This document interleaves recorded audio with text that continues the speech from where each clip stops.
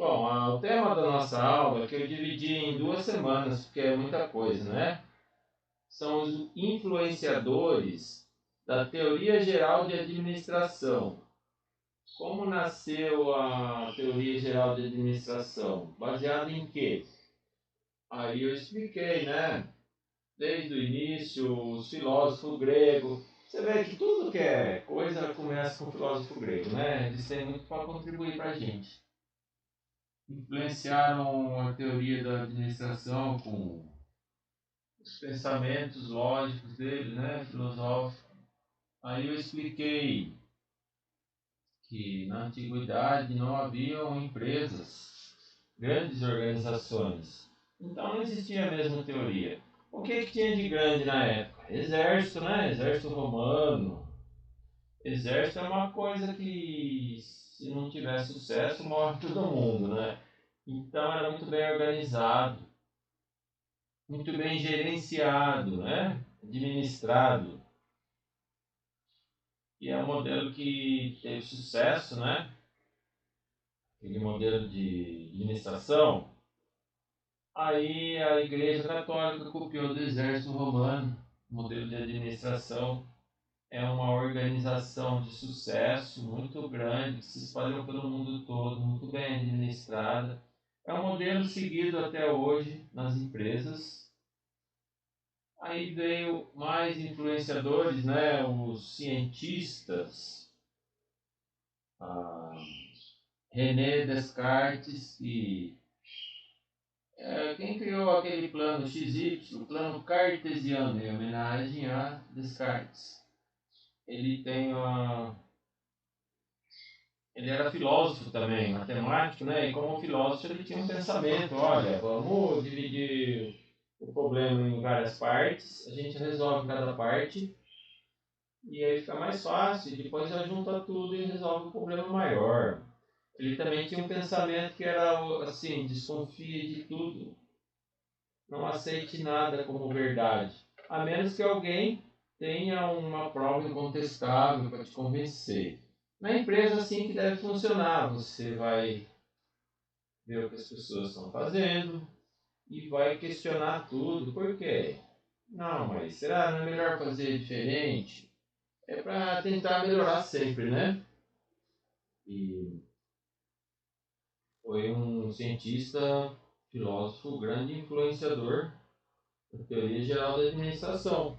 Quando você vai na linha de montagem de automóvel, né?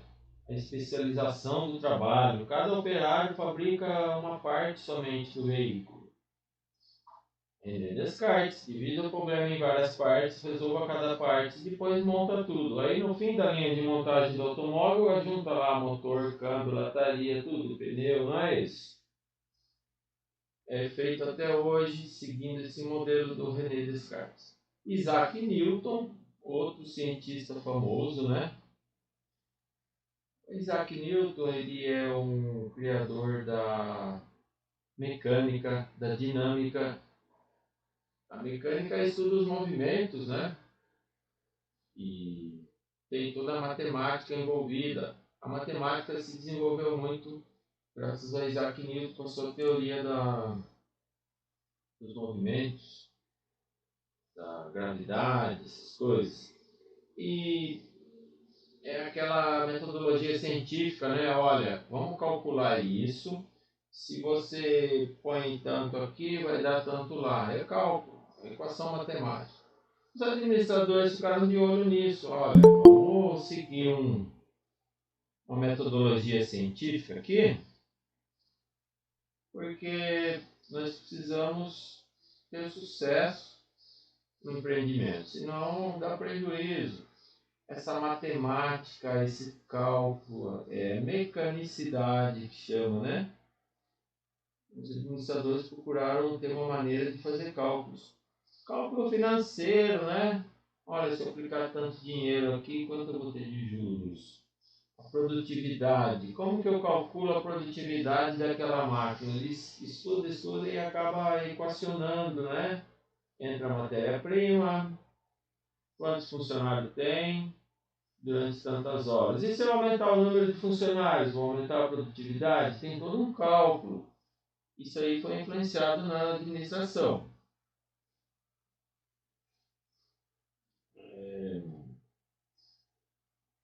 Bom, a administração científica acabou. O que mais influenciou mesmo a teoria geral de administração foi a demanda, uma necessidade grande de existir uma profissão nova, né? Um administrador. Antigamente não existia. E agora foi a Revolução Industrial, o grande influenciador. Eu vou explicar bem rápido a Revolução Industrial, não vou falar de administração. Quando eu terminar essa explicação toda, quase lá pelo fim da aula, aí sim eu vou explicar as influências, né? Como que começou a nascer a Teoria Geral de Administração, somente a partir do ano de 1900. Lembra, pessoal, que lá no início da primeira aula eu falei para vocês, desenhe uma linha do tempo. Vai ordenando cronologicamente tudo que você vê. Aqui no livro, né, que a gente adotou, são citadas tudo direto. Cada página do livro tem várias datas, referências a datas. Então é muito importante você se situar na linha do tempo, contextualizar. Ah, o povo que viveu nessa época aqui, ó, 1736. Por que põe essas datas no livro? Para você se situar na sua linha do tempo, correlacionar os acontecimentos da época, né? O que estava acontecendo nessa época aqui? Na Inglaterra, na França, teve lá liberalismo econômico, queda da Bastilha. O que foi a queda da Bastilha? Foi o fim do absolutismo. O que é absolutismo? Aqueles reis europeus que mandavam em tudo, controlavam tudo.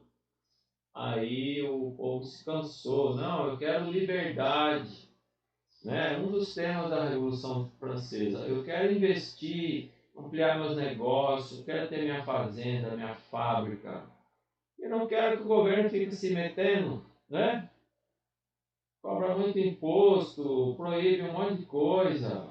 Eu quero ganhar dinheiro, trabalhar. E os pensadores, filósofos liberais que defendiam isso. O fim do absolutismo. A economia era muito amarrada com os reis, né? Então esse James Watt foi marcante, ele fez história. Toda vez que você fala de Revolução Industrial, começou com a invenção da máquina a vapor. James Watt inventou uma máquina a vapor. De início é uma máquina estacionária, bem grande, desajeitada, né?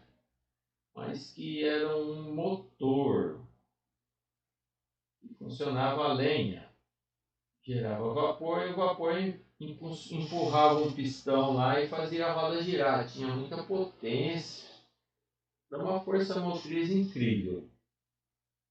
Aí começou, né, grande impulso na industrialização, que na época não existia. O marco aqui da Revolução Industrial, então, é a invenção da máquina a vapor, um motor enorme estacionário de grande força. Então causaram mudanças profundas em toda a parte social. A vida humana mudou, o jeito de trabalhar mudou, teve transformações profundas. A gente vai ver no milênio anterior, ou seja, 1800 e pouco até 1900. A nossa história da Revolução Industrial vai até 1900. É lógico que depois continua, mas o que ocorreu de mais importante? Até 1900. De 1900 para cá, basicamente as invenções mais importantes já estavam inventadas. Revolução, por que revolução, pessoal? Você teve todo um milênio, 1000 anos, né? E até o ano... 1000 anos atrás. Você pega lá 1700 até 1000 anos para trás. Não acontecia nada, não teve nenhuma invenção que desse impacto. Com a Revolução Industrial, em apenas 100 anos, foi produzido o que não havia sido feito em 1000 anos. Por isso que se chama revolução, aquela coisa acelerada, né? Foi uma invenção atrás da outra. Uma invenção puxa a outra. O motor a vapor puxou o quê? Vou gerar eletricidade através do motor a vapor. Eu vou fabricar um meio de transporte muito melhor com motor a vapor. Inventou o trem. Aí veio o navio a vapor, né? E as coisas vão evoluindo uma graças à outra. Vamos se situar no tempo. 1780, olha, século XVIII ainda. De 1780 até 1860, portanto, 80 anos, é o período da primeira Revolução Industrial. E o que é os fatos determinantes dessa primeira revolução? A gente diz, é a revolução do carvão e do ferro. Por que carvão? Carvão movimenta a máquina a vapor, né? Tudo começou com a máquina a vapor. E o ferro para fabricar a máquina, né? Máquina a vapor. Com isso já deu um grande impulso na industrialização. Vocês vão ver a historinha. Aí, de 1860 a 1914, também aqui um período de 54 anos. Teve mais invenções importantes. A invenção do aço, né? Na Inglaterra foi inventado o aço. A diferença do aço pelo ferro. O aço é um material muito mais resistente, mais duro, mais durável, né? Então, foi possível construir máquinas melhores. O trilho do trem, por exemplo, tem que ser de aço para aguentar aquele peso enorme. Se você fizer um trilho de trem de ferro, ele amassa tudo, né? Deforma. E a eletricidade também, muito importante numa fábrica, né? Você substitui aquele motor a vapor do James Watt por um motorzinho elétrico pequenininho, com grande força, né? Dentre outras invenções, teve muito mais coisas. Isso aqui é só um marco histórico.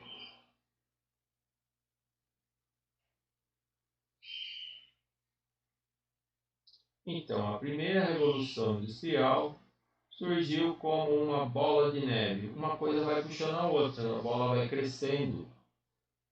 Uma aceleração crescente.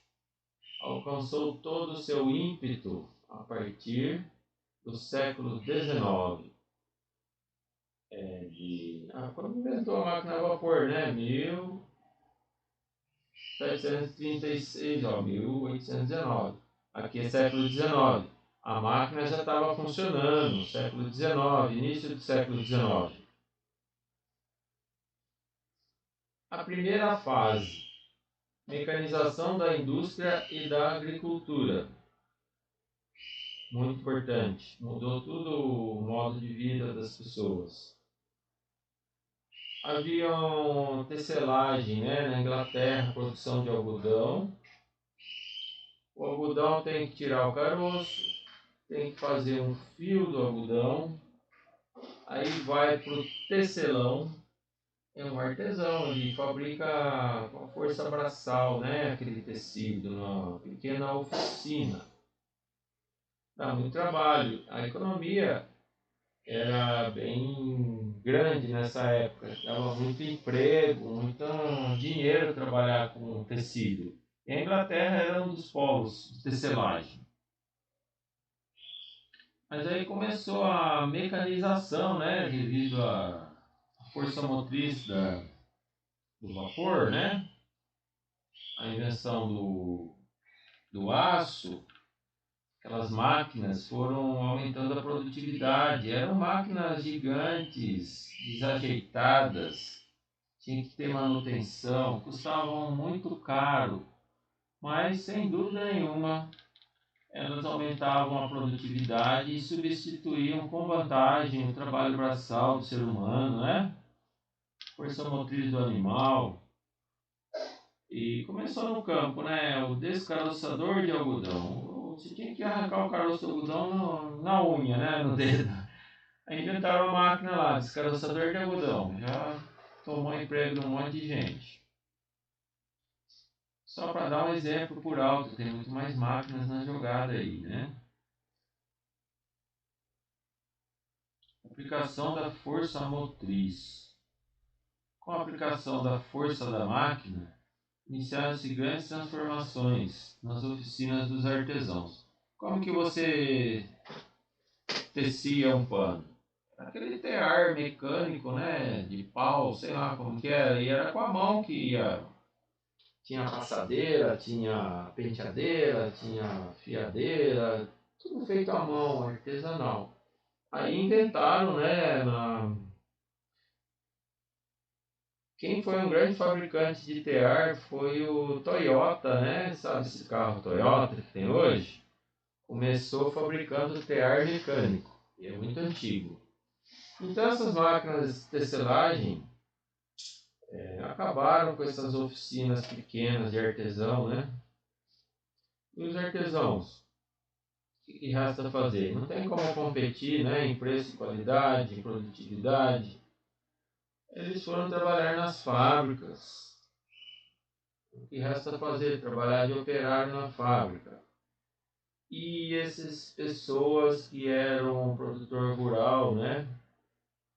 Aqueles que não tinham propriedade muito grande, eles também viram que não está ganhando muito dinheiro no campo. Devido à mecanização, as grandes propriedades rurais não tinha como competir também com o preço. As pessoas começaram a se mudar para a cidade, morar perto da fábrica, trabalhar na fábrica como operário.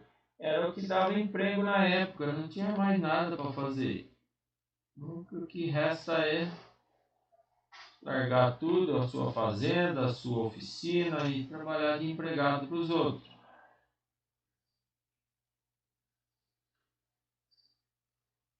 Aí a Revolução Industrial teve o aparecimento do sistema fabril, não existiam fábricas, aí começou, né?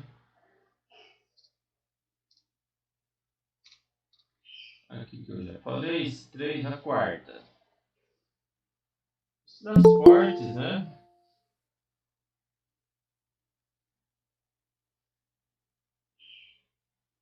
Teve uma grande transformação no sistema de transportes. Imagine, pessoal, você tem um transporte que eu vou viajar de Campinas para Jundiaí. Vai de carroça, ou então você pega um cavalinho e vai, né? Montado a cavalo. Chega no certo lá em Vinhedo, o cavalo está cansado, você guarda ele, pega outro descansado de aluguel, não sei de quem, e vai. Agora imagine o trem. Você pegava o trem aqui na Fepasa, né? Em poucos, sei lá, em uma hora e pouco estava em Jundiaí, mais um pouquinho já estava em São Paulo. De cavalo iam vários dias. Teve um grande impulso, uma grande transformação nos transportes, o trem a vapor, né? Assim como o trem, ele eliminou várias profissões, né? Ferreiro, não precisa tanto assim, lógico, ele continuava. Cocheiro, aquele cara que dirigia a carruagem para transportar a pessoa. Tinha os carroceiros, transporte de carga. Foram tudo perdendo o seu negócio. O que eles tinham que fazer? O que restava para eles? Ah, vou trabalhar na ferrovia, né? Vou pegar na marreta, vou instalar a manutenção da linha férrea, vou trabalhar, carregar, descarregar, essas coisas. A ferrovia também foi um grande negócio. Os capitalistas investiram e ficaram muito ricos com esse negócio. E mais gente perdendo emprego, vocês percebem, né? Aí navio a vapor, só tinha navio a vela. Também melhorou muito a rapidez como o navio transportava as coisas.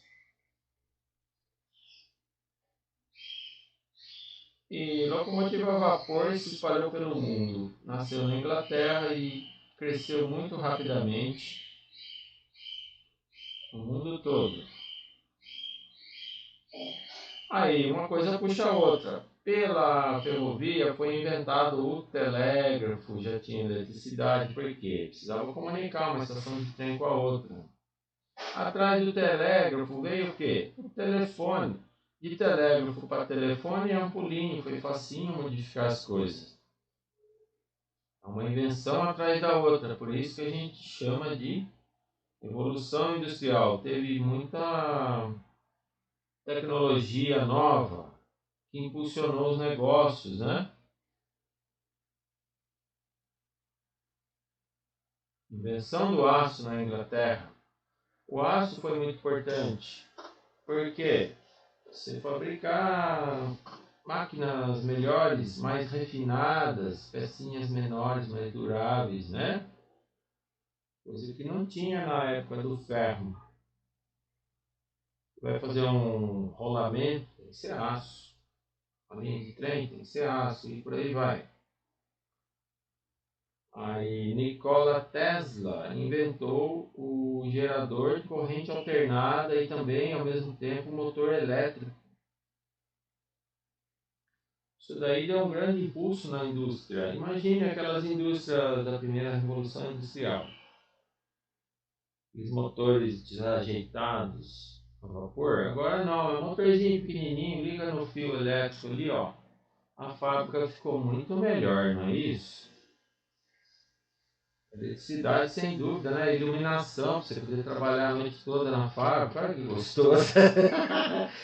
Vamos lá, dá-lhe trabalho. Melhorou, acelerou a produtividade nas fábricas. Transportes, ferrovia, navio, sem dúvida foi uma revolução, né? Pessoal, eu já vou explicar, tá? O que tem a ver com administração.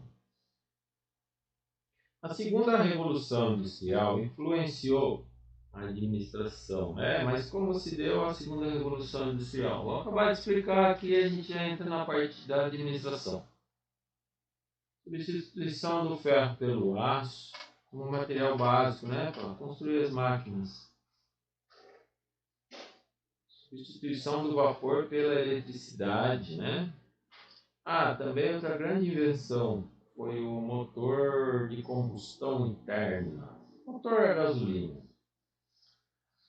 que servia para gerar eletricidade e ele tinha grandes vantagens com relação ao motor a vapor, né? As locomotivas, os trens, começaram a ser substituídos por máquina a diesel, ficou mais eficiente, mais barato, né? Os automóveis começaram a andar na rua, por quê? Não precisava mais construir aquela linha de trem, né? Você andava em qualquer estradinha de terra aí. Um grande impulso também na indústria. Tudo vai propiciar o quê? O aparecimento de grandes empresas, né? Grandes fábricas de automóvel, ferrovia, aqueles milionários e donos da estrada de ferro, dono da fábrica e por aí vai, né? Só um minuto, pessoal. Peraí.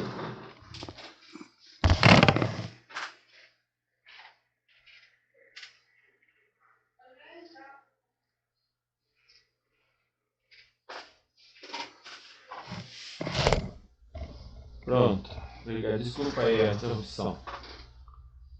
E teve desenvolvimento de maquinaria automática, tudo era automatizado mecanicamente ou por eletricidade, né? Hoje você vê o computador que ele automatiza muita coisa. A inteligência na época era mecânica. Existia maquinário para fazer cálculo, né? Máquina de somar mecânica. E a maquinaria nas indústrias eram incríveis, aquela automação. Parecia que a máquina fazia tudo sozinho, o ser humano só ficava ali controlando a máquina. A máquina cada vez mais substituindo o trabalho do ser humano. E o trabalhador era especializado. Lembra do René Descartes? Ele falava assim, que vida tudo em partes. Cada parte foi dada para um trabalhador. Aquele trabalhador só vai fazer aquela parte. Isso é a especialização. E a ciência contribuindo com a melhoria na indústria, né?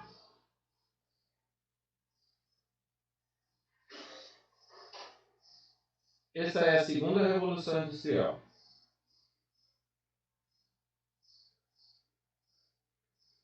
Então, o que acontece? Propiciou o crescimento das empresas. Uma coisa que não existia antigamente.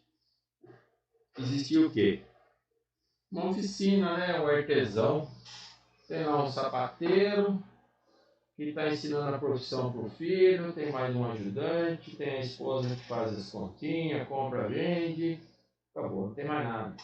Precisa ter administrador? Não, não precisa. O próprio trabalhador, que é o dono do pequeno negócio, ele já toma conta de tudo. Mas se você tem uma fábrica com centenas de operários, como que faz? Tem que ter alguém para reger, para tomar conta de tudo isso, administrar. Aí é que começa a surgir a profissão de administrador. Mas eram apenas pessoas assim, práticas. Eles, de tanto trabalhar, iam aprendendo e cada um tinha o seu estilo, né? Não existia uma teoria, um livro que recomendasse, olha, faça assim. Cada empresa tinha a sua cultura e não havia, assim, um modelo, um método, uma teoria para ser seguida.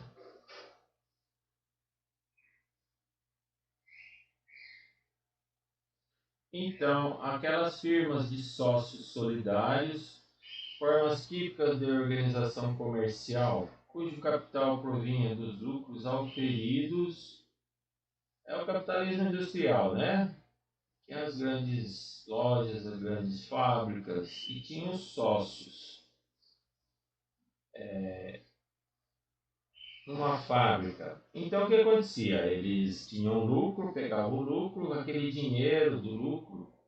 Ah, vou comprar uma máquina nova, vou contratar mais operários, vou construir um prédio novo. Ia modernizando e ampliando o negócio. E de onde vinha o dinheiro? Do próprio lucro deles, do trabalho deles. Só que aí começou o negócio de banco, né? As pessoas faziam poupança, guardavam dinheiro no banco, e o banco pegava esse dinheiro e dava emprestado para os empreendedores, né? Aí o negócio crescia mais rápido ainda, né? O que impulsionou o maior crescimento dos investimentos, produção, em linha de trem, fábrica, foi os bancos. Assim como os bancos, como eles tinham dinheiro, eles mesmos começavam a investir em negócios. Essa família aqui, ó, esse cara, Morgan, é um dos caras mais ricos, né, na época nos Estados Unidos. Ele era banqueiro. Aí ele começou a se meter com fabricação de aço, né, steel, e se deu muito bem, ficou mais rico ainda. Em vez de ele emprestar dinheiro para os outros, não, eu mesmo vou montar a minha siderúrgica, eu quero fabricar aço.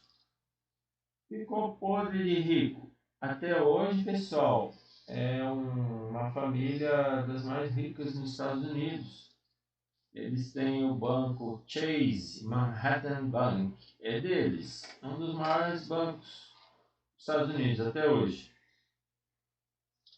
Então, o que acontece? Imensas acumulações de capitais. As pessoas ficaram muito ricas. e proveniente de trusts. Trusts são associações entre empresas. Não quer dizer que uma comprou a outra. Vamos supor, tem duas fábricas de aço. Estão competindo entre si e falam, vamos fazer um negócio, vamos se unir, nós vamos ficar maior. E aí fica tudo na nossa mão, a gente vende pelo preço que quiser, a gente controla tudo. Isso é o trust. É proibido por lei, mas na época ainda não existia a lei antitrust. Mas hoje em dia é livre concorrência, tem a lei que o governo controla esse negócio. Então aqueles empresários iam se unindo e iam dominando tudo. Faziam fusões de empresas, né? Aí acaba a concorrência. Houve lei, né, para separar a propriedade particular e do negócio. Ou seja, se a empresa fosse à falência, o milionário não perdia a mansão dele, os bens particulares, tudo separadinho, bens da empresa, bens pessoais. Aparecimento de holding companies. Como a pessoa era muito rica, investia em vários ramos, né? O JP Morgan era fabricar aço, né? Mas ele tinha outras empresas. E aí tinha a empresa que mandava em todas, controlavam as demais. E a industrialização, a revolução industrial, ela se espalhou pelo mundo, né? Máquina a vapor, eletricidade, essa tecnologia foi até o Oriente, todo mundo, o mundo inteiro foi beneficiado pela tecnologia.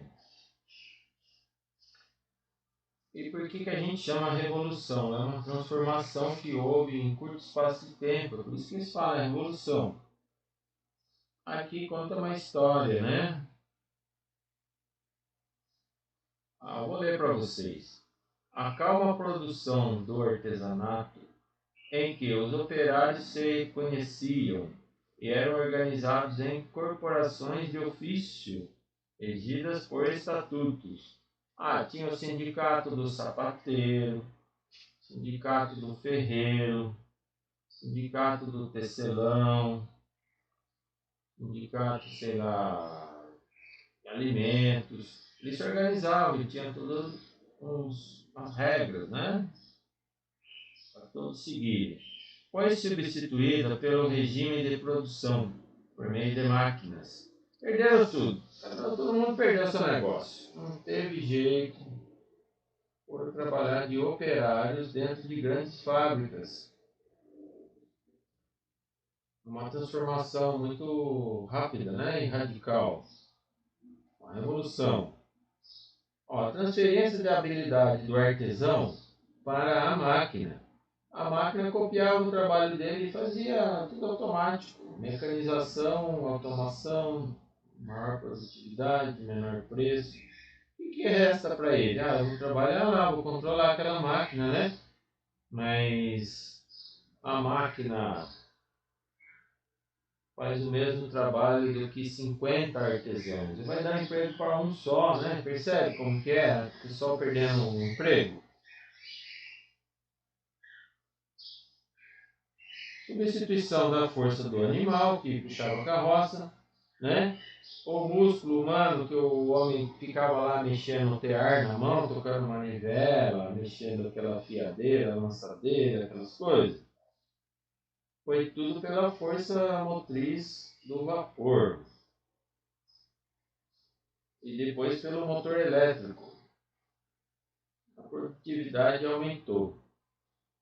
Mas pessoal, quem é que ganha com isso? Quem tem dinheiro. Quem é rico fica mais rico. E quem é pobre fica mais pobre. É assim que funciona. E aqui tem uma outra historinha.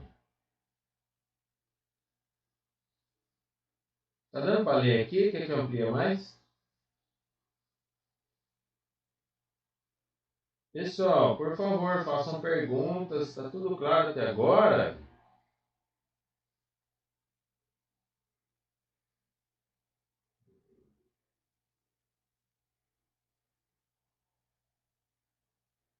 Posso prosseguir? Então, vamos lá.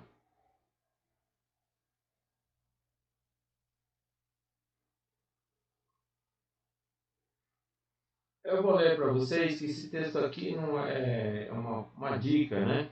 Com a nova tecnologia dos processos de produção, de construção e de funcionamento de máquinas, e a crescente legislação destinada a defender e proteger a saúde e a integridade física do trabalhador, a administração e a gerência das empresas industriais passaram a ser preocupação maior dos proprietários. Então, os operários eles se organizavam, né, porque eles estavam sendo explorados, trabalhavam mais do que 8 horas por dia. Aí a pessoa cansada, ela sofre acidente, né? A máquina foi lá e machucou a pessoa, sei lá. Tinha trabalho de criança, não podia. Aí tinha os trabalhadores se reuniam e reivindicavam alguns direitos, né? E dava confusão. Aí o grande milionário lá, dono de tudo, ele pensou, olha, eu vou ter que ter alguém para tomar conta, né? Administrar o pessoal. Administrador. Até então não existia essa ideia. O próprio dono cuidava de tudo, mas era de uma maneira muito, sim, tentativa e erro, né? Muito empírica. Não tinha teoria nenhuma, não tinha profissional nenhum para administrar aquele negócio. Daí que começou a surgir a demanda de um administrador. Percebe como que nasceu a administração por volta de 1900? Tinha que dirigir batalhões de operários. É somente um administrador para poder lidar, né? Contratar, demitir, dar segurança. Tem que proteger o operário, né? Conversar, ver o que está dando de errado, apoiar o trabalho deles. Aí já começa o trabalho do administrador. E quanto mais máquinas, mais perigoso fica, mais complexo fica, né, o trabalho. Coordenar, porque a máquina não pode parar, não pode ter acidentes, não pode ter greve. É aí que o administrador entra, percebe?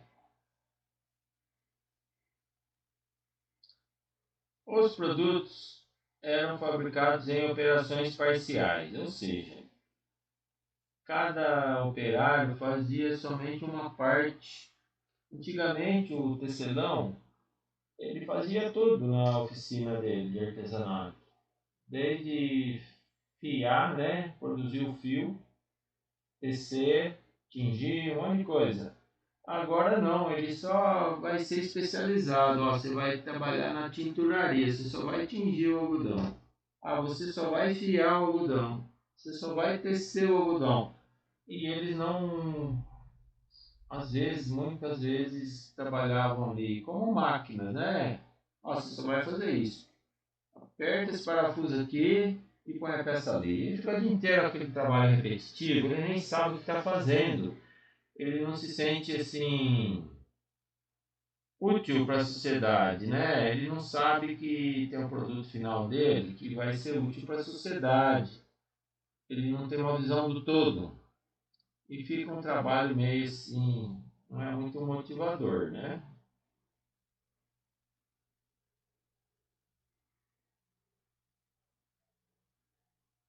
Sentimento de estar produzindo e contribuindo para o bem-estar da sociedade. O capitalista passou a distanciar-se dos operários. Ele quer ganhar dinheiro, ele quer saber quanto mais produzir, mais barato, melhor, para ter mais lucro. Ele considerava um ser humano como um recurso. Não se preocupava com o bem-estar da pessoa, né? Do mesmo jeito que ele comprava uma máquina, ele contratava uma pessoa. Aí começou a dar problema, né? Exploração, é, geravam problemas sociais. As pessoas se reuniam e faziam greve, reivindicações. E também problemas de rendimento do trabalho. Aquela pessoa desmotivada, né? Começa a enrolar, não tem produtividade, tem que demitir, contratar outro, aí o outro entra, a primeira semana vai bem, depois, enjoei, esse trabalho aqui me mata, aí começa a fazer corpo mole. Ninguém aguenta, né? Por quê? Não havia preocupação com o ser humano.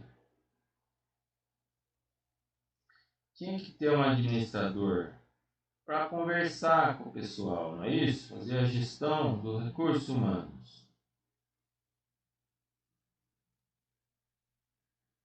Mas, antes de 1900, eram só assim, eu vou montar uma fábrica, eu vou copiar do exército romano, uma entidade que teve sucesso, né? Eu vou copiar da igreja. Ninguém sabia administrar nada, não tinha teoria nenhuma, não tinha lei também, né? O governo não protegia o trabalhador, o governo não tinha aquelas leis. Por quê? Não existia nada, porque não existia fábrica, começou a existir agora, faz só 10 anos que tem esse negócio, depois que vem a lei, vem a teoria, certo? Vem da prática, da época, né? Do estilo de vida, aí que nasce a teoria. Então, a empresa moderna que nós temos hoje nasceu da Revolução Industrial. Aqueles modelos que foram criados na Revolução Industrial vigoram até hoje. É lógico que surgiram novos modelos, aperfeiçoamentos de modelos, mas se você vê uma fábrica hoje e vê uma fábrica de 1890, é muito parecido, pessoal. O jeitinho de trabalhar, de organizar. 1920, tá? Depois das teorias científicas de administração, aí sim, é um modelo que dura até hoje. É lógico que vai se aperfeiçoando.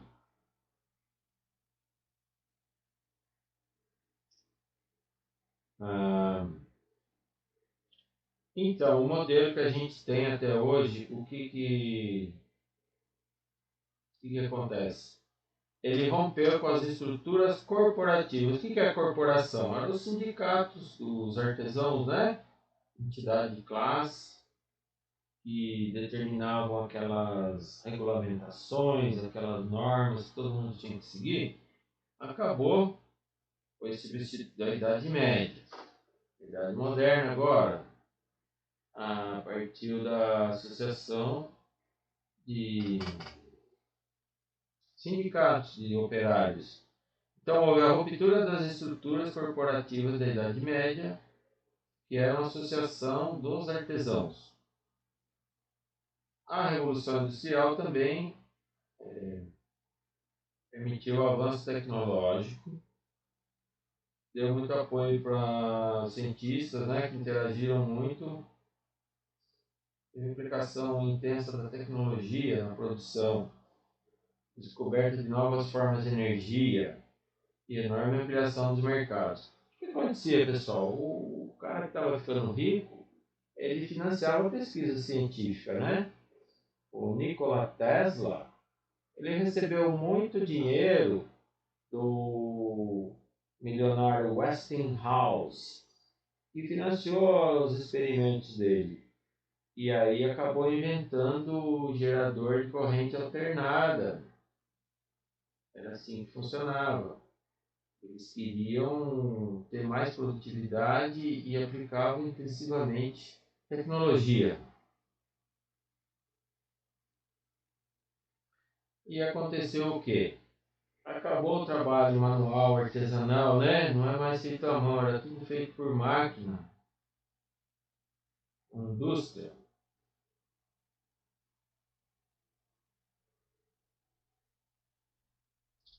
Então, o início da história da administração começa quando? Em 1900, no século XX. Antes disso, não existia nenhum teórico, nenhuma pessoa que realmente parou para estudar a maneira correta de se administrar um grande negócio.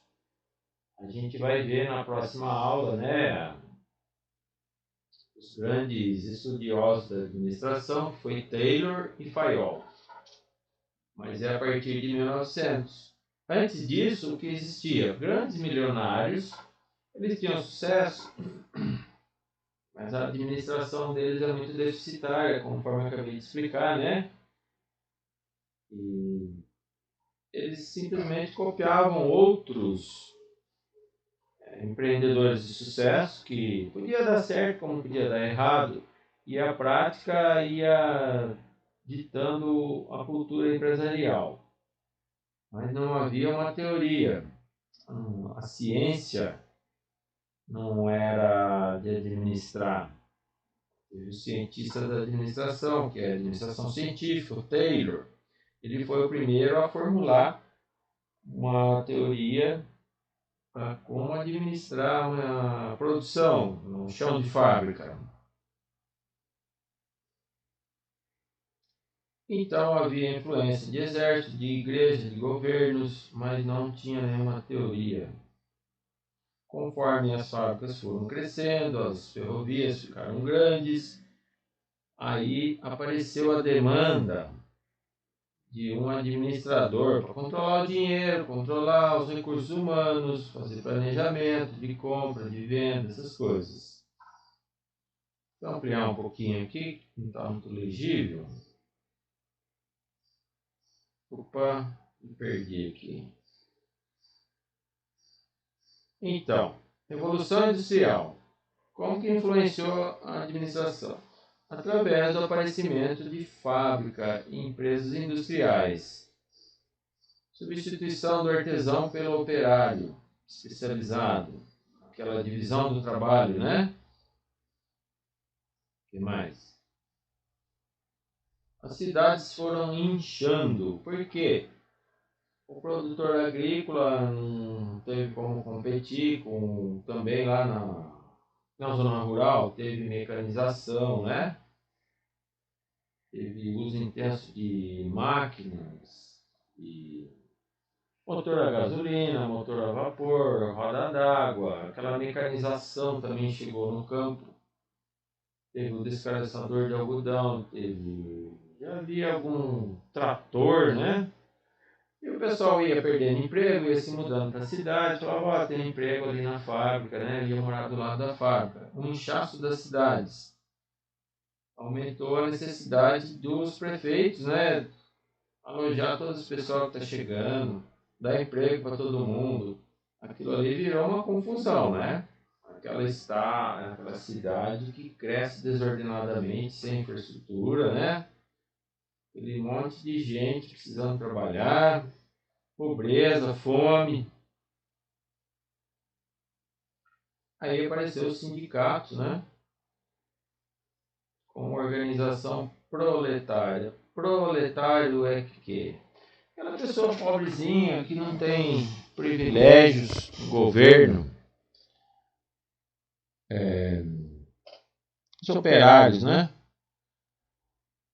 Somente a partir do início do século XIX. E a partir de 1890, alguns deles foram legalizados. Os sindicatos eram reprimidos, né? Polícia não... O governo não aceitava como legítima aquela organização. Aí começou o início do marxismo, função da exploração capitalista. Aí já vai explicar sobre Marx, tá? Pessoal, eu não quero influenciar ninguém aqui, eu só estou explicando, viu? Marxismo a gente explica. Depois tem o Adam Smith também, que é um outro teórico, filósofo, que é oposto a Karl Marx. Eu vou explicar os dois. Aí a igreja começou a contrabalançar o conflito entre capital e trabalho, né? Tinha uns sermões na igreja, domingo na missa lá, para tentar minimizar esse conflito aí. Apareceram as primeiras experiências sobre a administração de empresa. consolidação da administração como área de conhecimento, tudo devido à Revolução Industrial. Início da era industrial, que se prolongou até a última década do século XX. Quer dizer que em 1999 acabou a era industrial? Sim. Não quer dizer que não existe mais fábrica, mas o foco agora, o principal meio de ganhar dinheiro é o que, pessoal? Até 1999 se falava em fábrica, né? Fábrica de automóvel, fábrica de alimentos, era ali que dava dinheiro. O que a gente fala hoje? Computador, né? Nós estamos vivendo a era do quê? Não é mais era industrial, é era da informação. Quem tem informação hoje tem mais dinheiro do que quem sabe fabricar. O que é mais difícil hoje é vender as coisas. Antigamente era tudo que você fabricava lá em 1900, vendia tudo, você não dava conta de vender o que você produzia. O importante era fabricar, né, para ganhar dinheiro. Vendas, tudo que você fabricava vendia. Agora não, agora é fácil fabricar, tem muita tecnologia, qualquer um fabrica o que quiser, monta uma fabriquinha, mas na hora de vender é difícil. Então nós estamos na era da informática devido a isso, saber como vender, cadastrar clientes, essas coisas, né? Fazer o marketing. É o que dá dinheiro hoje. Um bom vendedor hoje ganha muito dinheiro. Aqui já vem o exercício. Pessoal, eu já vou até assoprar a resolução. Se vocês anotarem no fim da aula, você já faz logo e já fica livre. Seguinte. Eliana Almeida não se conformava. Todos diziam que a empresa que ela dirigia, Dinossauros, olha que nome que deram para a empresa, estava vivendo ainda em plena era da Revolução Industrial. O que vocês entendem aqui, ó? Houve uma transformação muito rápida, né, no modo de vida, é isso que é revolução. Muitas fábricas crescendo rapidamente. E o que aconteceu, que eu acabei de explicar para vocês? A demanda muito grande por administrador, ninguém sabia administrar nada, era uma confusão, né? Era operário fazendo greve, não tinha planejamento, manutenção das máquinas, tinha que ter alguém que cuidasse do dinheiro, alguém que cuidasse dos recursos humanos. E os administradores da época faziam tudo assim, o próprio dono é que administrava, de uma maneira empírica. Eu acho que eu vou fazer assim que dá certo. Mas não seguiam ali uma metodologia científica, né? Uma teoria. Era tudo a olho, tudo tentativa e erro. Então, aqui você já pode ver por que eles chamavam ela, está vivendo ainda na Revolução Industrial, porque ela não conhece administração, não sabe administrar. Essa é a crítica que eles estão fazendo. Alguns até achavam que ela ainda não tinha saído da primeira Revolução Industrial. A primeira foi aquela que ainda não tinha muita empresa muito grande, né? A segunda já começaram os grandes milionários, grandes fortunas, as ferrovias, né? Milionário dono da ferrovia, milionário dono da fábrica de aço, que eu expliquei lá. Tinha o Swift. Swift era o cara que fabricava alimento enlatado, fazia o feijão enlatado nos Estados Unidos. Ficou muito rico com isso aí. Tinha o J.P. Morgan, que explorava petróleo e banco. Vocês vão ver mais milionários aí. Tinha a família Dupont, da química. É ali que se tornou assim o momento exato para falar, olha, precisa ter um administrador profissional. Na primeira Revolução Industrial ainda não tinha esses milionários. Então, Eliana achava incrível receber menções desse tipo. Tadinha, ela pensava, será que é um elogio? Será que é uma crítica? Ela nem sabia do que o pessoal estava falando. Então, é isso que eu quero que vocês expliquem essa resposta. explica para a Eliana, olha, Eliana, blá, blá, blá, blá, blá, blá, tudo que eu acabei de falar agora. Você tem que seguir uma teoria, tá tudo já no livro, estuda administração. É isso que você faria para ajudar a Eliana, né? Dá uns conselhos para a moça lá, tadinha. Estão fazendo piadas dela. Bom, eu falei das influências dos grandes milionários, né? Grandes industriais. Agora voltou aqui, pessoal. É por isso que é bom ter a linha do tempo. Ó. Toda vez que você vê num texto uma data assim, ó, olha, estamos voltando para trás aqui. Quantos anos? 200 anos, né? Século 17. A gente estava no século 19, né? 200 anos, muita coisa é diferente. Aqui não existia nada de tecnologia. Vamos contextualizar. Ainda era a idade... Não é contemporânea ainda, né? Idade moderna, mas ainda não é contemporânea. Volta lá naquele desenho que eu fiz lá no início da aula, que se situa na linha do tempo. Aqui o que aconteceu? Queda do Império Romano. Os imperadores deixaram de dominar a França, dominar a Itália, Egito, Grécia. Eles dominaram até a Inglaterra, né, Espanha, por ali, chegaram até ali. E sufocavam tudo que é país. Depois caiu o Império Romano, cada país teve autonomia, aí surgiram os reis, tinha um rei para cada país, Inglaterra, França, Itália, tudo virou rei, Egito. Aí os reis controlavam tudo. Eles cobravam impostos altos, tinham os exércitos poderosos e tomavam à força os impostos de todo mundo.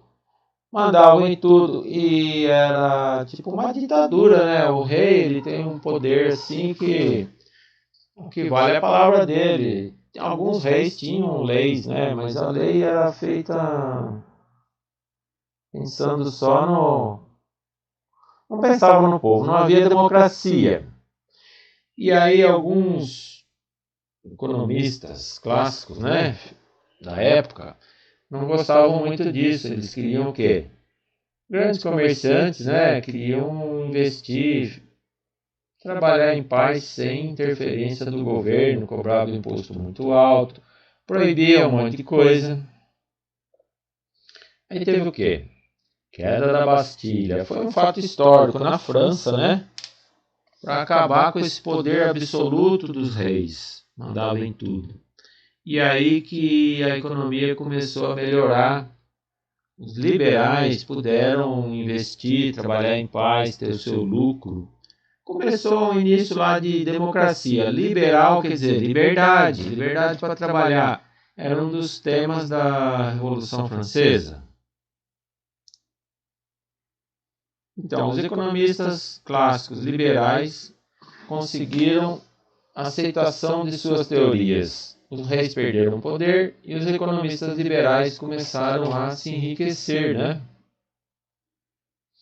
Esta reação para apoiar o liberalismo culmina com a ocorrência da Revolução Francesa, que é da Bastilha, a Revolução Francesa. Segundo o liberalismo, a vida econômica deve se afastar da influência do governo, pois o trabalho segue os princípios econômicos e não a mão de obra está sujeita às mesmas leis da economia. E a mão de obra está sujeita às mesmas leis da economia. O que é que dizia lá os liberalistas? Você segue sempre o mercado. Se a mão de obra está alta ou está baixa, tem muita gente desempregada, o preço da mão de obra cai. E se tem pouca mão de obra, o preço da mão de obra sobe. É como se fosse uma mercadoria, olha bem, tratava o ser humano como mercadoria. Do mesmo jeito que eu compro matéria-prima para minha fábrica, eu contrato um operário. O operário tem que se sujeitar às leis dá princípios econômicos. O que é essa lei? Lei da oferta e da procura, certo? Comparado com matéria-prima. Quer dizer, não havia respeito nenhum, né?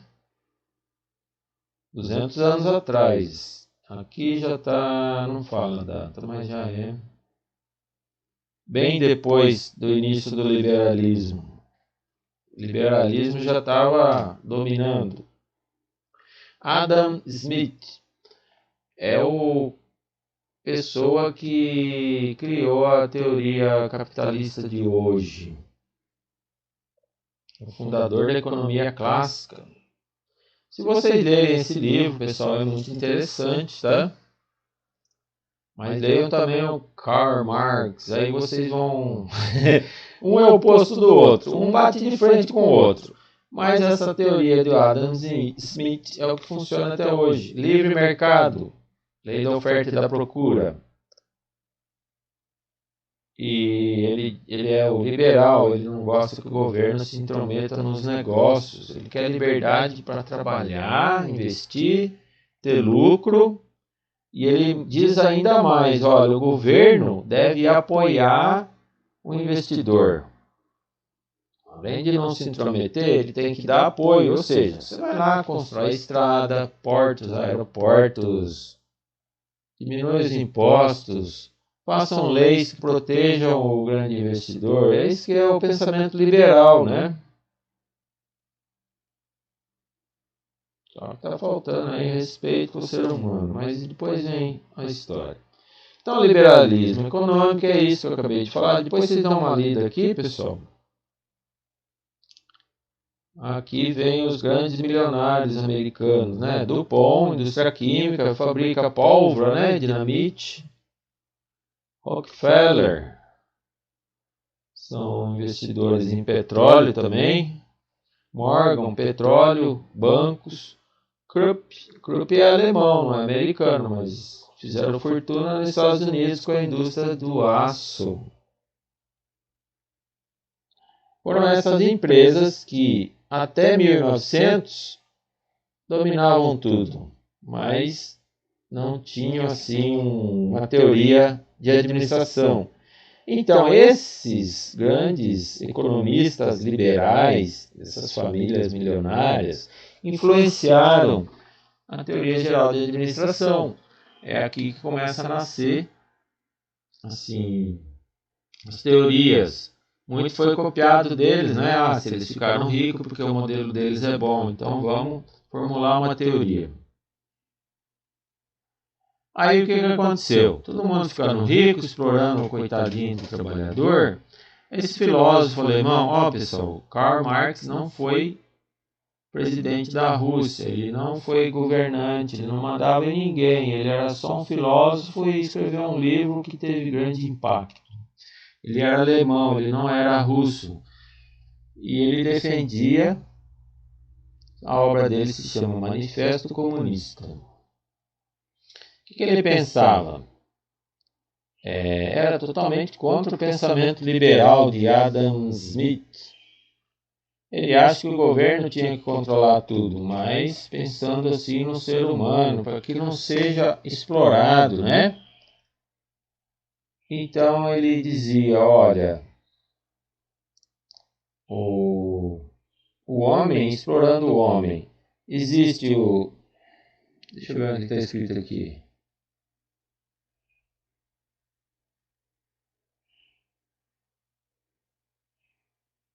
O ser humano não podia ser mais considerado uma simples mercadoria. Socialismo e sindicalismo obrigam o capitalismo do século XX, né? Começo do século XX que surgiu a obra de Karl Marx, a enveredar pelo caminho do aperfeiçoamento de todos os fatores de produção.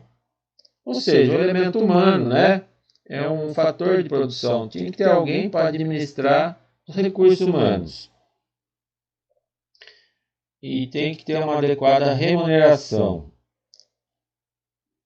Quanto maior a pressão exercida pelas exigências proletárias, menos graves se tornariam as injustiças e mais acelerados configurou o processo de desenvolvimento da tecnologia. As demandas do ser humano por mais conforto no trabalho, né? Uma iluminação adequada, uma ventilação adequada,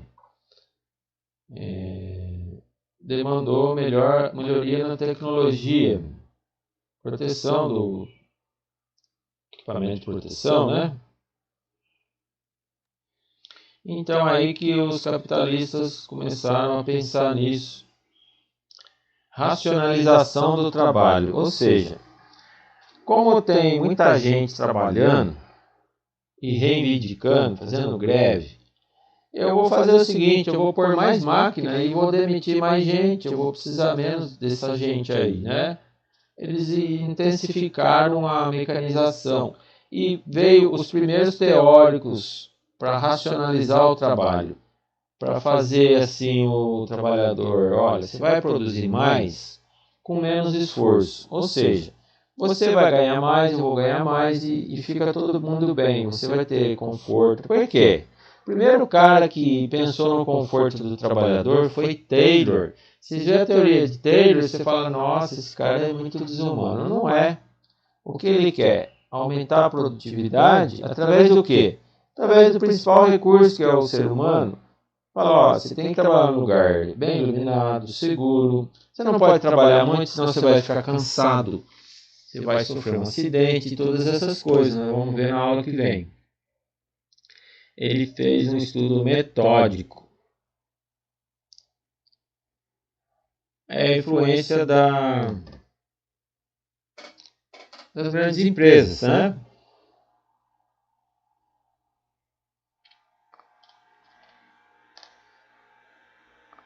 Aqui. No século XIX, foi um período assim de fantásticas mudanças na tecnologia, grandes invenções. Foi um cenário assim de espetacular progresso na ciência. E daí demandou o surgimento da teoria administrativa.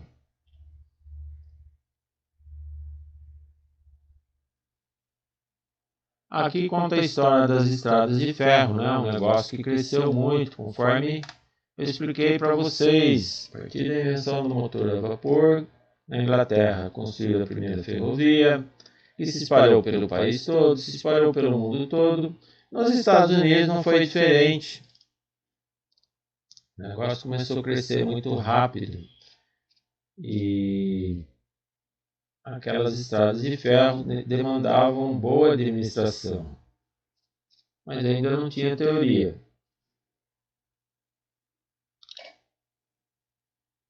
Começaram a fazer seguros nos bancos, né? Financiamentos nos bancos. Pessoal, é muita história. De teoria de administração aqui tem pouco, mas o que é que foi influenciado a teoria? Por tudo isso que aconteceu na Revolução Industrial. A tecnologia propiciou transporte melhor, habitação mais confortável, alimentação mais confortável, luz elétrica, né? Aquecimento no inverno, o vestuário se tornou mais barato, né? Na indústria de tecelagem. Opa! Pessoal, tem que ficar de olho nessas datas, porque vai e volta. Você vê que aqui volta no tempo, eu falei de 1900, agora 1871. Aqui está falando das grandes fortunas, né?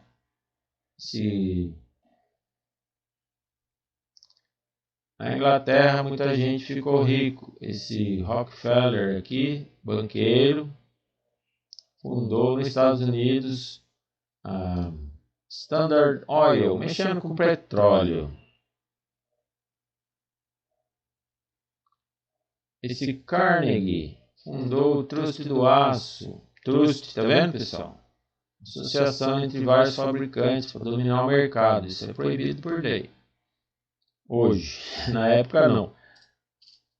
O Swift e Armor se juntaram para formar O truste das conservas. Eles descobriram como conservar alimento, né, dentro de um vidro tampado. Depois começaram a fabricar tudo enlatado, ficando rico. Esse outro aqui, truste do cobre. É mais nos Estados Unidos. Melo, truste do alumínio. Integração vertical. O que é verticalização, pessoal? Fica de olho nessa palavra que em administração aparece muito. Verticalização é o... Imagina uma fábrica lá. O Henry Ford fabrica automóveis. Ele não quer ficar dependente de um fornecedor de pneus. Aí ele fala, eu vou fabricar o pneu. Ele chegou até a plantar as árvores seringueiras que dão látex para fabricar borracha. Aqui no Brasil ele estava formando aí uma fábrica de borracha, tinha até uma ferrovia, depois ele abandonou tudo. Isso aqui é verticalização. Você controlar o fornecimento, você controlar a rede de vendas.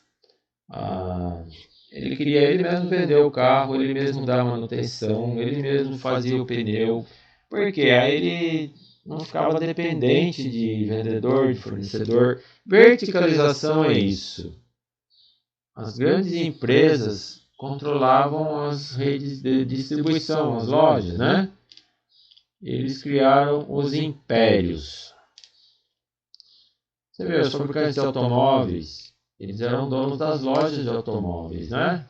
Só agora que começou a mudar.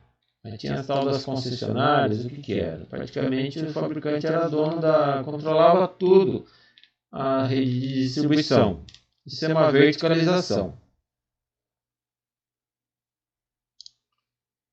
E tinham totalmente controle de seus interesses através disso.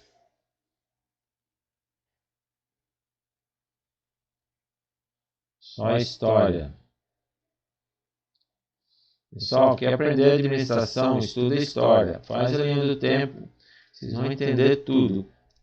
A teoria nasceu daquela época, daquela prática, daquele estilo de vida. Aqui eram empresas familiares que aí eles mesmos dirigiam. Depois surgiu a necessidade de profissionais, administradores. Então, pessoal, a gente está estudando a influência dos pioneiros e empreendedores, das grandes fortunas que influenciaram a teoria geral da administração.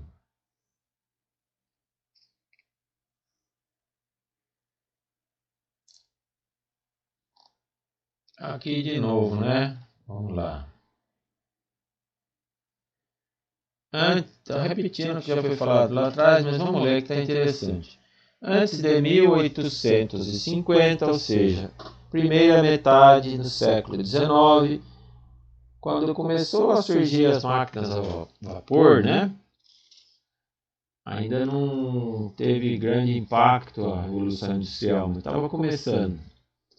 Poucas empresas tinham uma estrutura administrativa que exigisse serviço de um administrador em tempo integral, pois as empresas industriais eram pequenas.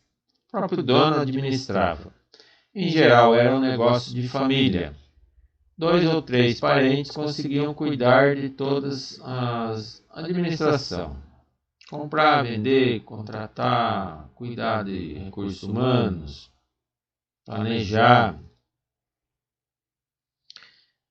As empresas agropecuárias, mineradoras, têxteis, ferrovia, construtores, caça, comércio de peles, eram pequenas, bancos pequenos. A própria família administrava tudo. Não existia ainda a profissão de administrador. Presidente, ou seja, o dono da empresa, era o tesoureiro, né? Cuidava das finanças, comprava, vendia, atendia agentes comissionados. O que é um agente comissionado? Um vendedor, ele vai a campo vender as coisas, ele é comissionado porque ele recebe para trabalhar, né? Se o negócio crescesse muito, os agentes se tornavam sócios. Ou seja, o vendedor vai montar uma rede de distribuição, vai virar sócio do dono, porque ele teve sucesso nas vendas, sei lá. Os grandes entroncamentos ferroviários cobriam todo o mercado americano, do leste urbano e do oeste agrícola. Cortavam de leste a oeste todo os Estados Unidos. Então, devido à grande demanda por ferro e aço, para construir ferrovia, a indústria do aço se desenvolveu muito.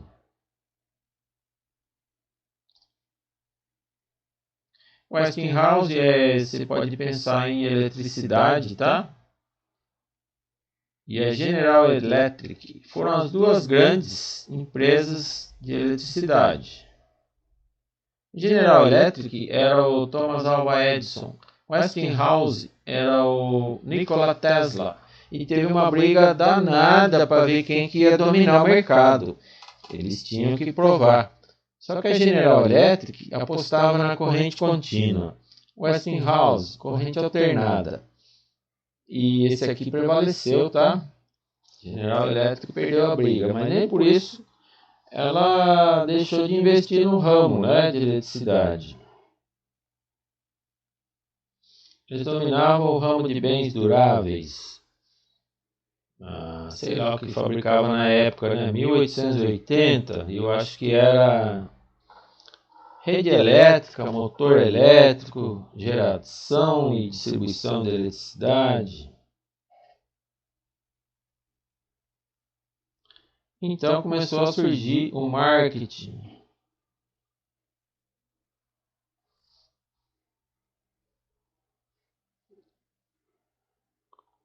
Pessoal, deixa eu me achar aqui. Eles começaram a se organizar, O que aconteceu? Já dividia em departamentos. Tinha departamento de produção, cuidava da fábrica. Tinha departamento de vendas, departamento técnico e engenharia para projetar uma fábrica nova, construir, instalar uma máquina. E departamento financeiro.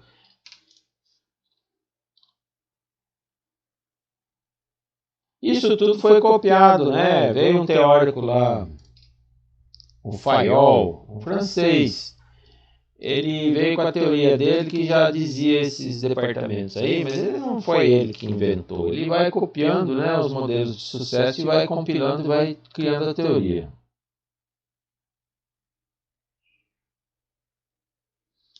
Integração vertical, então já expliquei o que é. Quando vocês veem um termo assim, verticalmente, não sei o que é, para, pessoal, não continua a ler, porque depois você não entende mais nada.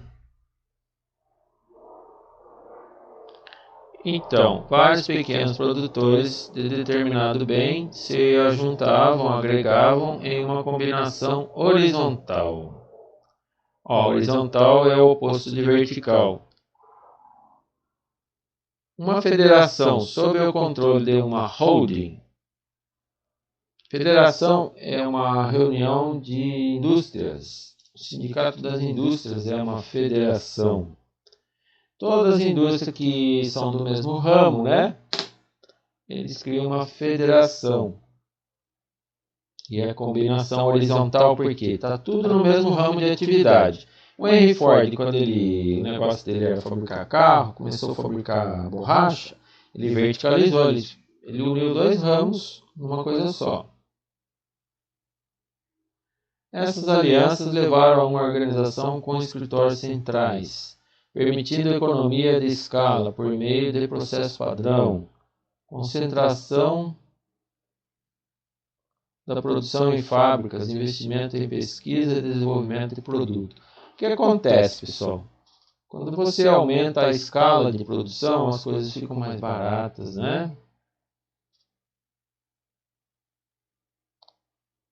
Isto fez com que o escritório central passasse a decidir as atividades das fábricas e filiais de vendas e compras. Essas unidades deixaram de ser dirigidas pelos antigos donos ou famílias associadas, passaram a ser administradas por gerentes assalariados. Ou seja,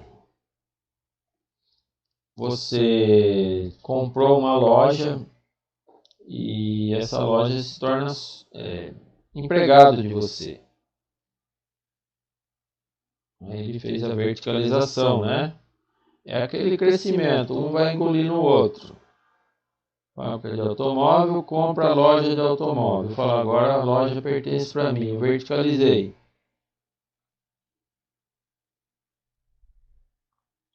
Aqui mais história.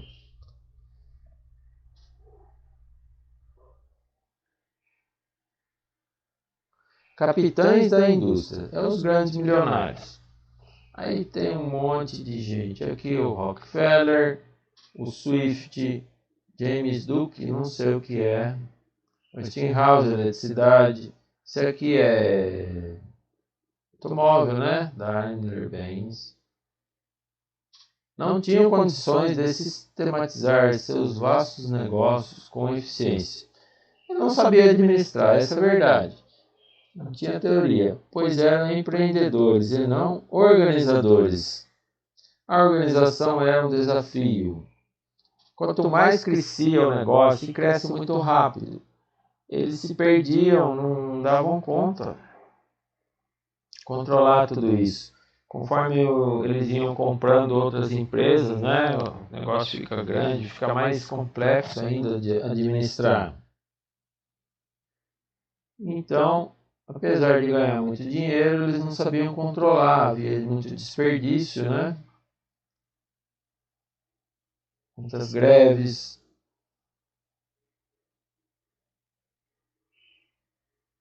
Então tudo era muito complicado, porque teve um crescimento muito rápido. A pessoa acabava ficando perdido mesmo. No fim do século XIX, observa-se um crescimento dos impérios corporativos, crescimento das indústrias. A preocupação na época era o quê? O risco, né? Eu vou investir aqui, mas eu tenho medo de perder dinheiro. Se souber administrar, você vai ter mais segurança, mas a preocupação era essa. Até 1900 aconteceu a idade heróica das invenções. As principais invenções já estavam lá: eletricidade, motor a gasolina, motor a vapor, aço, tudo que impulsionou a economia até hoje. Os principais estão lá. O primeiro laboratório de pesquisas. Então, aquele milionário, né, ele quer melhorar a sua produtividade, ele investe em pesquisa, ele financia os cientistas, né? Assim como Westinghouse investiu no Tesla, né, para inventar o motor e o gerador elétrico. Aí foi inventada a aspirina, né, para dor de cabeça, a indústria química, o Bayer, num centro de pesquisa.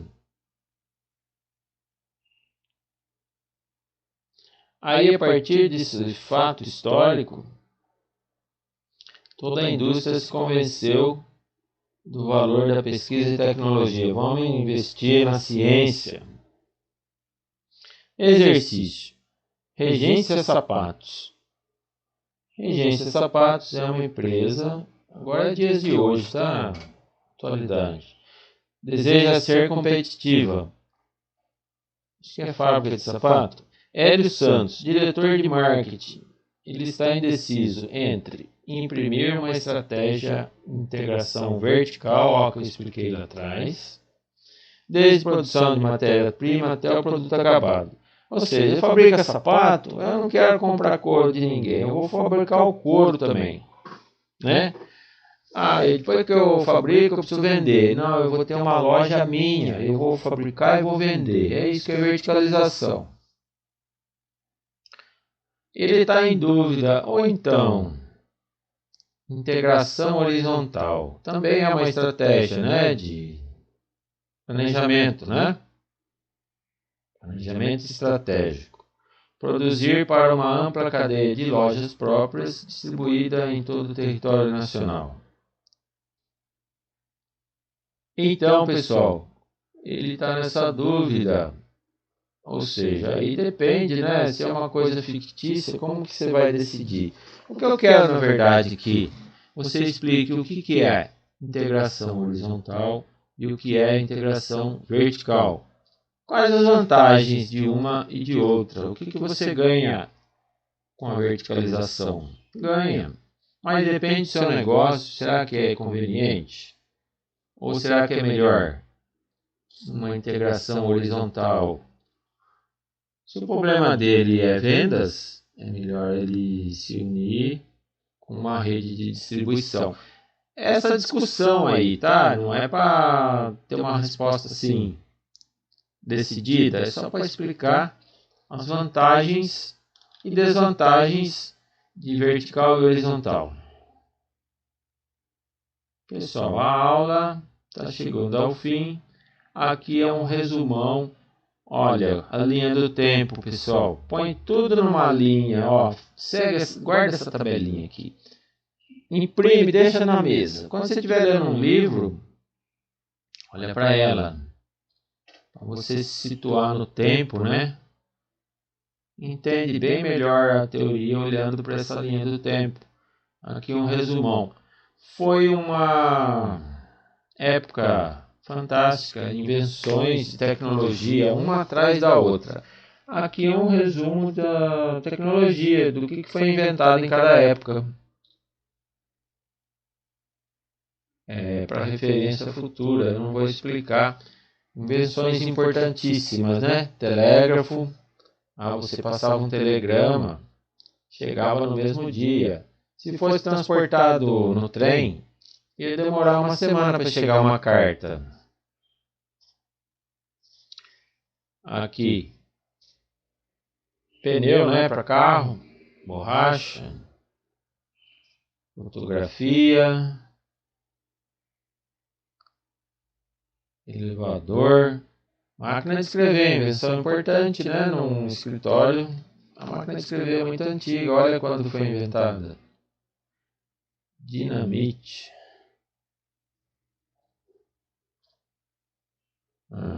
Telefone, essa é importante. Graham Bell. Lâmpada, importantíssima. Aço. Motor, explosão, muito. Linotipia, fabricar jornal, né?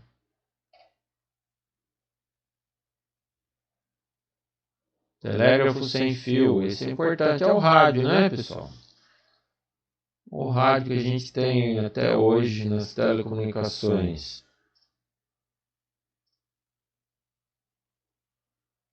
Daqui, ó, Marconi. É o mesmo cara, tá vendo? Ele inventou o rádio e depois ele associou com o telégrafo, que já era uma coisa muito usada, né?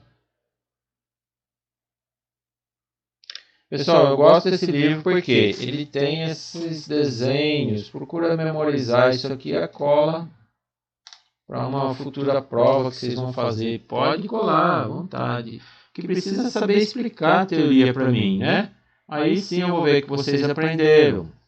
Vocês não vão copiar e colar, vocês vão copiar, formular uma redaçãozinha com umas 5 linhas, aí vocês respondem. Aqui tudo que influenciou a teoria geral da administração, que vai ser a nossa próxima aula, né? Tem a teoria científica e a teoria clássica de Taylor e de Fayol. A história da administração começa com esses dois teóricos. É muito bonito. Você vai ver que tudo está sendo usado até hoje. Foi inventado há mais de 100 anos atrás e funciona até hoje. Esses caras tiveram uma visão fantástica. O que importa aqui na aula de hoje é esse quadro aqui, ó.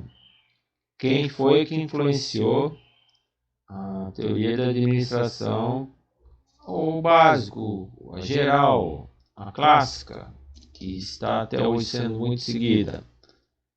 A igreja, cientistas, filósofos. A Revolução Industrial, sem dúvida, foi o que mais influenciou, tá? E exércitos, né? São organizações que funcionam muito bem. Aliás, se não funcionar, morre todo mundo. Tem que ser eficiente. Então, muita gente copiou a administração da organização dos exércitos. A igreja copiou. Muita gente copiou a igreja. A igreja é uma organização de sucesso. Quem mais? Os grandes milionários, né? Se eles tiverem sucesso, ganharam muito dinheiro, todo mundo copia, né? Todo mundo quer ficar rico também, não é verdade? Influenciaram na teoria. Cada um teve o seu modelo de sucesso, tentativa e erro, eles chegaram lá. A teoria, pessoal, nada mais é do que uma compilação de uma prática de sucesso. A prática originou a teoria. A teoria é feita para apoiar a prática. O que é importante? É uma prática de sucesso.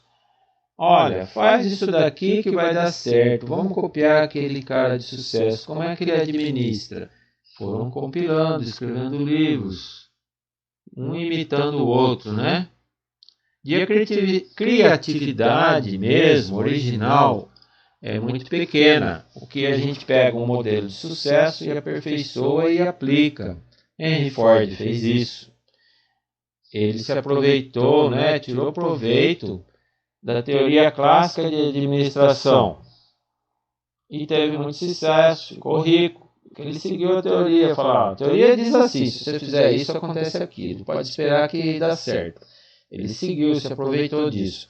Porém, ele teve as ideias próprias e aperfeiçoou. Ele marcou história, ele não era um teórico de administração, ele era prático, né? Também é marcante o estilo de administrar de Henry Ford. Os economistas liberais tiveram a sua contribuição, né? O principal filósofo que inventou o capitalismo, pode dizer assim, as leis de mercado, né? Todo mundo segue até hoje, os banqueiros, né? Investidores, Adam Smith. Karl Marx surgiu como um filósofo, né? Para botar ordem nesse negócio aí, para valorizar mais o trabalho humano, para ter mais igualdade, né? Ter uma remuneração justa, deixar de haver essa exploração de mão de obra e do homem pelo homem. E Friedrich Engels, juntamente com Marx, publicaram O Capital. Pessoal, é tudo uma mistura. Se você souber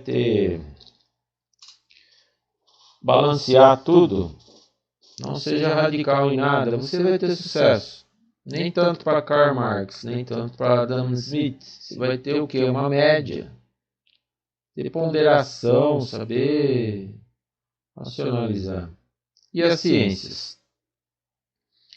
Que resta aqui os exercícios, eu já soprei todos, hein? Um pouco na aula passada, um pouco nessa aula. Subam no Moodle. Aqui o glossário, tá? Quem foi Francis Bacon? Dá uma lida, isso é muito interessante. Como era a produção artesanal na época. Que é uma assessoria. Nos exércitos romanos, né? Tinha o Estado-Maior. Assessoria para o imperador.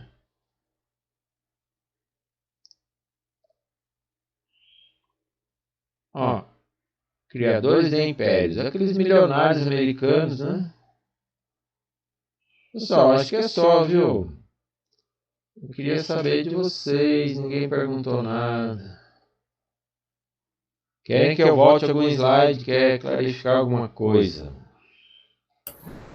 Professor. Bom, interrompendo um pouquinho ali, não ficou muito claro, né, o quesito, né, a diferença, né, do empreendedor e do administrador. Ah, sim. Até agora eu não dei aula de administração, aliás, não falei nada de administração. O empreendedor de sucesso, né? Ele mesmo que administrava da maneira dele, assim meio na tentativa e erro. E o que eu disse na aula de hoje foi só assim: existe a necessidade de um administrador profissional, mas a gente não definiu ainda, assim, na teoria, né? Administrar é o quê? Lembra das definições lá que eu falei na aula passada? Planejar, ou seja, rabiscar no papel, fazer cálculo, planilha, desenho, planejamento, cronograma. Aí depois você vai comprar aquelas coisas que você planejou, contratar a mão de obra, você está organizando, aluga prédio. E depois você vai dirigir, você vai distribuir ordens para as pessoas. Aí você vai controlar. Então, é planejar, organizar, dirigir e controlar. Os criadores de império, né? Eu parei ali. Eles administravam, mas na tentativa e erro, né? Não havia administrador. Então era só empreendedor mesmo, era o dono da empresa que ele mesmo administrava, ele não contratava um gerente, um diretor, sabe? Eu consegui resolver a dúvida? Conseguiu. Agora ficou bom. E aí, Marcelo, o que você ia falar? Pode falar, por favor. Você estava falando do Henry Ford aí, né? Da indústria. Tem uma história interessante dele, que ele montou na Amazônia a cidade Ford, né? E hoje é um lugar lá que não tem ninguém. Ele viu uma oportunidade por causa das nossas riquezas naturais, né? Que o Brasil tem, para fazer economia com questão de fazer pneu, né? E aí ele montou uma cidade inteira lá e para fazer, montou a cidade tudo para contratar os trabalhadores lá, né? E ele tinha essa ideia de pagar um pouco mais para que realmente a produtividade ficasse melhor, né? Que o funcionário em si tivesse qualidade de vida, né? Vai a história chama Fordlândia, foi feita na Amazônia, tá o link aí no chat, quem quiser ver um pouquinho. YouTube, né? Isso. Eu andei assistindo, é muito bonito, tem uma ferrovia lá. Sim. É um museu vivo, é um museu da ferrovia, né? E tem um senhorzinho que toma conta lá, ele conta a história, é muito bonitinho. Tem a cidade lá ainda, Fordlândia. Tem, você pode ir lá visitar, é legal. Mas tem aí, quem se interessar, é 10 minutinhos o vídeo, é bem rapidinho, mas é legal. Legal, eu andei assistindo, eu vou assistir de novo. Bacana, muito interessante, Marcelo. Boa, professor. É o exemplo da verticalização, né? Uhum. E alguém mais tem algum comentário, alguma dica? Obrigado, Marcelo. De nada, professor. E aí, Beatriz, como que você está? Tudo bem com você, minha amiga?